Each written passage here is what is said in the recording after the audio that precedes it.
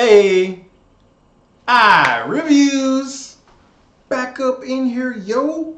All right, so this is the spoiler How Does It End review for 21 Bridges with my man Chadwick Boseman. Okay, so how does it end? Remember, you've been warned, this is spoilers.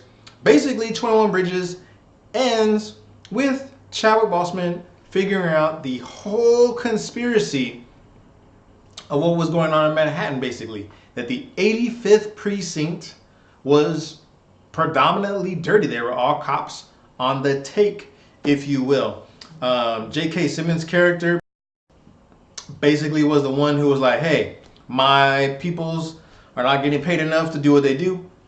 And we're gonna traffic some drugs through the precinct, and we're all gonna make some money, and we're gonna live right. Is that the right way to do it? Chadwick Boseman was like, nah, bro, that's not how you do it. You don't have to do it that way. And so he ends up killing J.K. Simmons. And the other lady, like she's like the drug enforcement chick on the squad that's his partner. She's in on the whole time, and she's watching him. You kind of figure this out a little bit that, hey, man, everyone is really adamant about his character being quick to pull the trigger, quick to shoot criminal, and he tells them later on that, hey, I never shot first. It was only in self-defense that I ended up killing these guys. They just weren't good shots, basically, right? So that's how that breaks down. Unfortunately, both of the criminals, they get killed.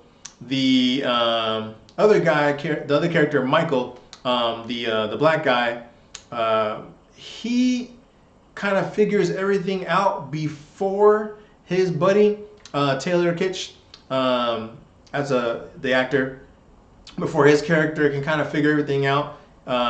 Michael in the film, he plays like the smarter one of the two, the more cautious one. Basically, he didn't need to do crime. He just kind of went and kind of gravitated towards that because it was a little bit easier money wise. So his character basically does figure out everything from the guy that they go to that was supposed to give him the passports and the new identities and all that whole shebang. So basically, that guy was also in cahoots with kind of running the money around for, I guess, kind of like the cartel almost. It was like a huge drug ring, basically, that the 85th precinct was involved in. And the guy that was responsible for giving everybody their new passports and IDs and basically whole identities, he was keeping tabs on all that stuff. He was basically keeping account of all that. So J.K. Simmons, the captain's character, basically was like, hey, like full circle, took that guy out too. He wasn't leaving any loose ends, basically, because he didn't want his precinct to be found out. He didn't want the light to be shined on his precinct and have all this stuff stop and basically, potentially have all these guys lose their homes or whatnot. He said that there were like two cops that like he lost from alcohol addiction. So he was trying to help them. Just probably not the honest way, obviously, right? So probably could have been a better way to help them out. Some of my favorite points in this film were some of the gun shootouts were pretty cool. I do like the efficiency, but it's kind of weird, right? In films like this, you kind of have the stormtrooper syndrome, right? Where like some of them shoot really well, and then some of them don't shoot, well at all.